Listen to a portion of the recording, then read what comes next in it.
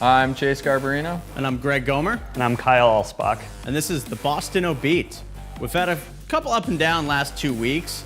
A little redeemed ourselves last week. It was funny, it was entertaining. This week, I don't know, script is a little light. What do you think? A lot of news. A lot of news, not like us. Not how entertaining it is. We don't make fun of too many people. Oh, I've got a Scotty joke. We're good. It'll be good. We're good. Well, obviously we're having some problem, and sometimes happens with live television. Let's talk about RoboCop. Oh, hell no. We'll do it live. Joining us today as a special guest on the beat is the newest member of the Streetwise family, Kyle Alsbach. He's our national tech editor. Will be leading the tech coverage here in Boston and contributing to our other markets as well as part of the Streetwise. And we're psyched to have him on board. Yeah, I am personally excited, as for the last few years I've been getting my tech news from Kyle, even though I work at a tech publication. So it's great to be reading that on our own site now. It's awesome. The big one this week, we're going to talk about the curse of the Zuck, or Zuck Dog, as I like to call him. Kyle authored a piece earlier this week claiming that with Wayfair's IPO and multi-billion market cap, that the shadow of losing Facebook is finally gone from Boston. Tell me a little bit about that. You know, obviously Wayfair is not Facebook, first off, but it is a huge success story for Boston. It's the biggest IPO in a long time. Mm-hmm. You know, they employ 2,000 people here. Yeah.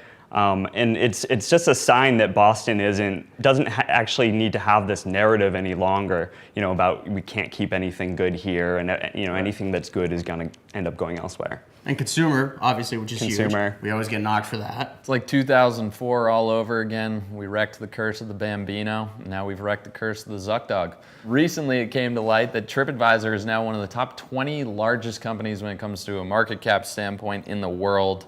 They're up there with the Facebooks and Googles of the world. The real question, I think, we do have a lot of pillar companies. I think the real question, big consumer companies. To consumer, TripAdvisor, and as Kyle pointed out, Wayfair is, what's that mean for Scott Kirshner's job? And should we expect an application over this way? Now that the curse is broken, what is he going to write about? Scott, what's the narrative now, my friend? Maybe he'll be on next week, maybe not.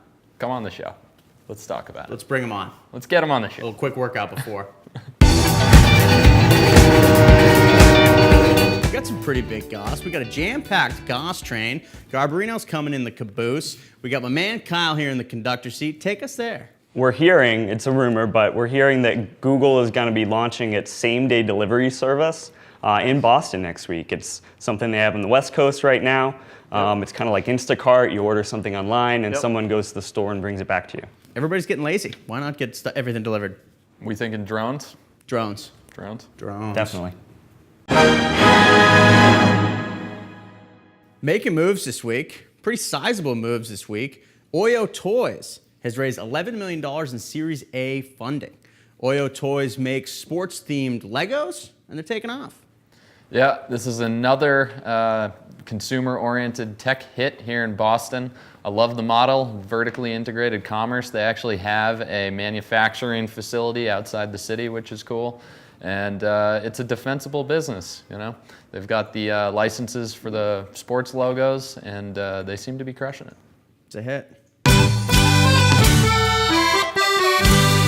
In the community this week, 50 on Fire. We're coming to award season, and final nominations still open this week. You can get yourself in. We've got, you know, upwards of 1,000 coming in. So a lot of people that think they're on fire.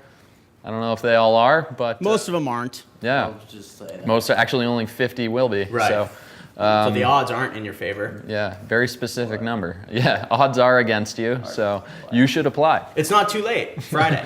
Yeah, do it maybe. I'm really happy for you. I'm gonna let you finish. This week in Unwanted Feedback, special segment. Kyle is actually gonna do it live. He's gonna do it live. Kyle, what do you think about the beat? What do you think about the show, man? I've seen a lot of the episodes, and you know, I think it could use work in pretty much every area. I think my presence is helping just a little. The one area that you could use a little more work in, though, is the Scotty jokes. I think that you just need to think it through a little bit more, and We don't have enough. I thought that was the X factor. Yeah. We don't have enough. Yeah, I think more. that's what you Got it. Do more with less. Loud and clear. More. Yeah. More. Got it.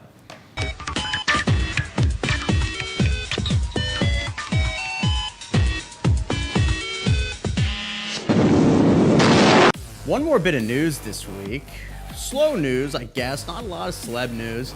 And Long Haul Films is actually trying to chime in on this one. They're making me say this. Mercury is apparently in retrograde. Again, I don't know what that is. It's a club. Could be. I think it's like music is it a band. genre. Mercury in retrograde. Genre of music. I liked Nightclub. Might be a club in Austin. Mike, you're a drummer. Yep. Mercury. Have you ever played It's a Mercury black in metal ret- band, actually. Oh, Mercury. Yeah, it's black metal. Underground, though, right? Yeah. Yeah. Underground. Yeah, totally. Psychic Mickey Dane has predicted major world events and happenings.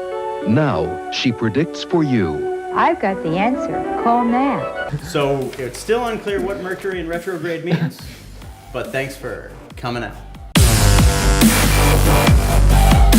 Joining us for today's beat, we have special guest. Sorry. It's a new Sandra Bullock movie. Starring Adam Sandler.